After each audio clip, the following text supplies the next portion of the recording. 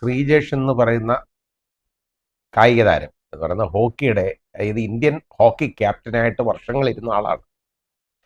മാത്രമല്ല ലോകം ആദരിക്കുന്ന ഹോക്കി കളിക്കാരിൽ ഒരു പ്രമുഖ സ്ഥാനത്തുള്ള ആളാണ് ശ്രീജേഷ്. ശ്രീജേഷിന് ആകെപ്പാടെയുള്ള കുഴപ്പമെന്ന് വെച്ചാൽ ഒരു മലയാളി ആയിപ്പോയെന്നുള്ളത് മാത്രമേ ഉള്ളൂ. പക്ഷേ ഈ മലയാളികളെ പലപ്പോഴും ഒതുക്കി നിർത്താനുള്ള ഒരു വ്യഗ്രത ഈ കേന്ദ്ര ഗവൺമെൻറ്റൊക്കെ കാണിക്കുമെങ്കിൽ പോലും ശ്രീജേഷിൻ്റെ അടുത്ത് നടക്കത്തില്ല. കാരണം അതിലും നല്ല ഒരു ബെറ്റർ പ്ലെയറെ നമുക്ക് കിട്ടാനില്ല. അതുകൊണ്ടാണ് ഈ ലോക ഹോക്കിയിൽ ഈ ശ്രീജേഷ് ഇപ്പോൾ വിരമിച്ചത് ഈ കഴിഞ്ഞ ഒളിമ്പിക്സ് കഴിഞ്ഞിട്ട് അതിൽ മെഡൽ നേടിയതോടുകൂടിയാണ് അദ്ദേഹം വിരമിക്കൽ പ്രഖ്യാപിച്ചു. പക്ഷെ എൻ്റെ അഭിപ്രായത്തിൽ വിരമിക്കാനുള്ള സമയം ഇപ്പോഴും ശ്രീജേഷിനായിട്ടില്ല. കാരണം ശ്രീജേഷ് ക്ലൈമാക്സിലാണ് ഇപ്പോഴും നിൽക്കുന്നത് ആ കളിയിൽ.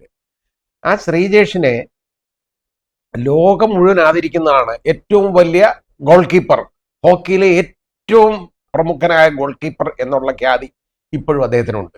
അതില്ലാതെ ഒന്നും ആരും പറയാൻ ഒക്കത്തില്ല. കാരണം അദ്ദേഹത്തിൻ്റെ ഒരൊറ്റ കഴിവുകൊണ്ടാണ് യഥാർത്ഥത്തിൽ ഈ ഇന്ത്യൻ ഹോക്കി ടീമിന് ഈ ഒളിമ്പിക്സിൽ തുടർച്ചയായിട്ട് 2 മെഡലുകൾ, അതായത് 2 ഒളിമ്പിക്സുകളിൽ തുടർച്ചയായിട്ട് മെഡലുകൾ നേടാൻ പറ്റിയത്. അത് വിധിയാണ്. യഥാർത്ഥത്തിൽ ബ്രോൺസ് മെഡലേ കിട്ടിയുള്ളൂ. പക്ഷേ ബ്രോൺസ് മെഡൽ ആയാലും ഒരു മെഡലാണ്, ലോകത്തെ വലിയ അംഗീകാരമാണ്. ഇത്രയും വലിയ രാജ്യങ്ങളുമായിട്ട് കളിച്ചാണ് അതിൽ അവസാനം ഇതിലേക്ക് കയറി വരുന്നത്.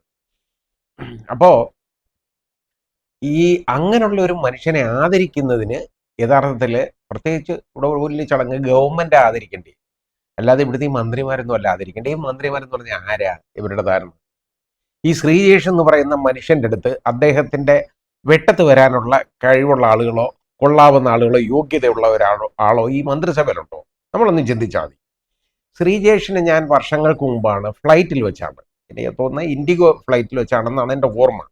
ഞാൻ എവിടോ ബാംഗ്ലൂരോ അതോ ഡൽഹിയിലോ പോകാനായിട്ട് ഉള്ള ആ ഫ്ലൈറ്റിലാണ് ഞാൻ പരിചയപ്പെടുന്നത്. എന്നെ ഒരു അഭിഭാഷക സുഹൃത്താണ് എന്നെ കൊണ്ടുവന്ന് ഈ ശ്രീജേഷിനെ വിളിച്ചുകൊണ്ടുവന്ന്, സാറേ ഇത് അറിയാമോ എന്ന് ചോദിച്ചു.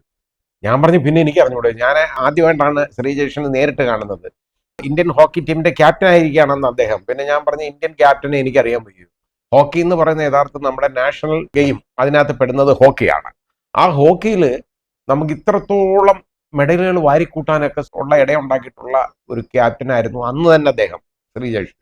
അപ്പോൾ ശ്രീജേഷ് ഡൗൺ ടു എർത്താണ്. ആ പെരുമാറ്റത്തിലുള്ള അദ്ദേഹത്തിന് അതൊന്നും ഇല്ലായിരുന്നു. എന്നെ കണ്ടിട്ട് എന്നെ സാറിനെ പരിചയപ്പെടുത്തേണ്ട, അറിയാം എന്ന് എൻ്റെ അടുത്ത് ഇങ്ങോട്ട് പറഞ്ഞു. അപ്പം എനിക്കത് വളരെ ഒരു അതിശയമായി തോന്നി. പിന്നെ ഞങ്ങൾ ഒരുപാട് നേരം സംസാരിച്ചിരുന്നു. അന്ന് എൻ്റെ അടുത്തായിരുന്നത്. ഇത്രയും ഡൗൺ ടു എർത്ത്, അതായത് വളരെ വിനയത്തോടുകൂടി പെരുമാറുന്ന ഒരു മനുഷ്യനെ നമുക്ക് കാണാൻ കിട്ടത്തില്ല. അദ്ദേഹം യഥാർത്ഥത്തിൽ ഇന്ത്യൻ ക്യാപ്റ്റനായിട്ടിരിക്കുമ്പോൾ സാധാരണ വലിയ തലക്കനമൊക്കെ വേണ്ടതാണ്. അതൊന്നും ഇല്ലാതുള്ള പെരുമാറ്റം. മറ്റ് യാത്രക്കാരോടൊപ്പം അവരോടെല്ലാം ഒപ്പം അതേപോലാണ് അദ്ദേഹം പെരുമാറിയത്. അങ്ങനെയുള്ള ഒരു മനുഷ്യനെ അവാർഡ് ഇത് കിട്ടിക്കഴിഞ്ഞാൽ അവാർഡ് കൊടുക്കാനായിട്ട് ഇവിടെ ആദരിക്കാനായിട്ട് വിളിച്ചു വരുത്തുകയാണ് കേട്ടോ. ഒളിമ്പിക്സിൽ മെഡൽ കിട്ടി തുടർച്ചയായിട്ട് 2 മെഡൽ കിട്ടുന്ന ഒരേ ഒരു മലയാളി എന്ന് പറയുന്നത് അദ്ദേഹമാണ്. ഒളിമ്പിക്സിൽ അദ്ദേഹത്തിനെ വിളിച്ചു വരുത്തുകയാണ് ആദരിക്കാൻ. വിളിച്ചു വരുത്തി കഴിഞ്ഞിട്ട് സമയത്ത് ഉണ്ണാൻ വിളിച്ചിട്ട് ഇലയില്ലെന്ന് പറയത്തില്ലേ എന്ന് പറയുന്ന പോലെ ഉള്ളൂ. ഇവിടെ വന്നപ്പോൾ എന്താ 2 മന്ത്രിമാർ. ഒന്ന് നമ്മുടെ വിദ്യാഭ്യാസ മന്ത്രി, വളരെ വലിയ വിദ്യാഭ്യാസമുള്ള ആളാണല്ലോ അദ്ദേഹം, ശ്രീ ശിവൻകുട്ടി. രണ്ടാമത്തെ ആള് സ്പോർട്സ് ആണ്. സ്പോർട്സിൽ വളരെ അതിൻ്റെ ഏറ്റവും വലിയ തലപ്പത്തിരിക്കുന്ന ആളാണ് അദ്ദേഹം. ഇന്ത്യൻ ക്യാപ്റ്റൻ കാണാൻ ആയിരുന്നായിരിക്കും, എനിക്കറിയില്ല, ശ്രീ അബ്ദുൾ റഹ്മാൻ. ഇവർ 2 പേരും തമ്മിലടി. കാരണം വിദ്യാഭ്യാസ മന്ത്രി ആണ് പ്രഖ്യാപനം നടത്തി ആദരിക്കാൻ പോകുന്നു എന്ന് പറഞ്ഞ് തിരുവനന്തപുരത്തിന് വിളിച്ചു വരുത്തിയിരുന്നു. അപ്പോൾ കായിക വകുപ്പ് മന്ത്രി അദ്ദേഹമാണ്. ഇല്ലെങ്കിൽ ഈ മെഡൽ കിട്ടത്തില്ല കേട്ടോ. ഈ ഹോക്കിക്ക് മെഡൽ കിട്ടിയത് ഇവിടുത്തെ കായിക മന്ത്രി കാരണമാണ്, ഇല്ലെങ്കിൽ അദ്ദേഹത്തിന് മെഡൽ കിട്ടത്തില്ല. അങ്ങനെ വിളിച്ചു വരുത്തി പറഞ്ഞു, പരാതിയായി, ഇത് ഞാനല്ലേ തീരുമാനിക്കട്ടെ കൊടുക്കേണ്ടത് കേട്ടോ, ഇത് ഞാനാ കൊടുക്കേണ്ടത് എന്ന് അദ്ദേഹം തമ്മിലങ്ങടിയായി. അത് എനിക്ക് ഓർമ്മ വരുന്നത് ഒരു ഭിക്ഷക്കാരൻ്റെ ഒരു ചെറിയ കഥയാണ് കേട്ടോ. ഒരു വീട്ടിലെ ഒരു ഗൃഹനാഥൻ, അയാൾക്ക് ഒരു അതിഥി വന്നു. ആ അതിഥിയായിട്ട് അയാളുടെ വളരെ അടുത്തൊരു ബന്ധുവാണ് അതിഥി. വന്ന് സംസാരിച്ചു. അവർ 2 പേരും ഭൂമത്തിരുന്നു. ഈ ഗൃഹനാഥൻ നേരെ അകത്തോട്ട് പോയ സമയത്ത് ഒരു ഭിക്ഷക്കാരൻ പതുക്കെ ഗേറ്റ് തുറന്ന് കയറി ഇങ്ങനെ അടുത്തോട്ട് വന്നു. ഇവിടെ ഒന്നുമില്ല, പൊക്കോളാൻ പറഞ്ഞു കേട്ടോ. ഈ അതിഥി എന്നങ്ങ് പറഞ്ഞു. ഈ ഭിക്ഷക്കാരൻ തിരിച്ചു പോകുന്ന കണ്ടുകൊണ്ടാണ് ഈ ഗൃഹനാഥനകത്തുനിന്ന് വരുന്നത്. ഉടനെ ഗൃഹനാഥൻ വിളിച്ചു ചോദിച്ചു, എന്താ അത്? അല്ല, ഭിക്ഷ ചോദിക്കാൻ വന്ന ഇവിടെ ഒന്നുമില്ല എന്ന് പറഞ്ഞു. അയാൾ കൈയടിച്ച് ആ ഭിക്ഷക്കാരനെ വിളിച്ചു. സന്തോഷത്തോടുകൂടി ഭിക്ഷക്കാരൻ തിരിച്ചു വന്നു. കാരണം എന്തോ കൊടുക്കാനാണല്ലോ എന്ന് വിചാരിച്ച് വന്നു. വന്നു കഴിഞ്ഞപ്പോൾ ഭിക്ഷക്കാരൻ പറഞ്ഞു, എൻ്റെ അടുത്ത് പറഞ്ഞു, ഇതേ ഈ വീടിൻ്റെ ഗൃഹനാഥൻ ഞാനാണ്, ഇയാളല്ല.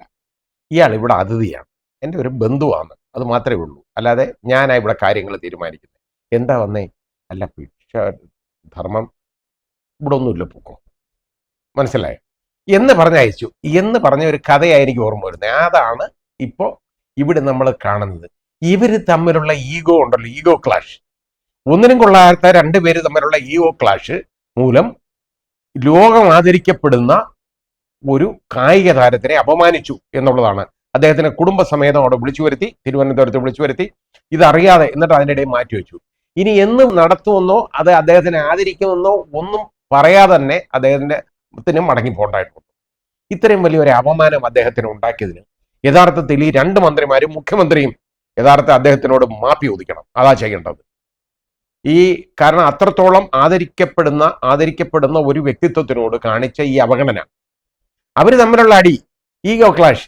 എന്ത് ഈഗോ ഉള്ളത് ഇവര് തമ്മിൽ? എന്താ ഇവരെ കൊണ്ട് കൊള്ളാവുന്നത്? എന്തെങ്കിലും കൊള്ളാവും? ആ കൊള്ളാവുന്നവരാണ് തമ്മിലാണോ ഇത് നടക്കുന്നത്? അപ്പം മുഖ്യമന്ത്രി ഇത് അറിഞ്ഞിട്ട് പറഞ്ഞു, ആ മാറ്റിവെച്ചേക്കാൻ പറഞ്ഞു. കാരണം രണ്ട് മന്ത്രിമാർ തമ്മിലൊരു അടിയായി. വി ശിവൻകുട്ടിയും അതുപോലെ തന്നെ അബ്ദുൾ റഹ്മാനും കൊള്ളാം, നന്നായിരിക്കുന്നു. ഇങ്ങനെ തന്നെ പോണം കേട്ടോ. കൊള്ളാവുന്നവരെ വിളിച്ചു വരുത്തി ഇതേപോലെ ആക്ഷേപിക്കണം. പിന്നെ ഇപ്പൊ ഒരുപാട് പേര് കിട്ടിക്കൊണ്ടിരിക്കുകയല്ലേ ഗവൺമെന്റിന്. കിട്ടട്ടെ, നല്ല സൽപ്പേര് ഇങ്ങനെ വന്നുകൊണ്ടിരിക്കുകയാണ്. അതിന്റെ കൂട്ടത്തിലാണ് ഈ മനുഷ്യനോട്, ഈ നല്ല ഒരു ഒന്നാന്തരം വ്യക്തിയോട് കാണിച്ച ഈ അവഗണനയും വൃത്തികേടും.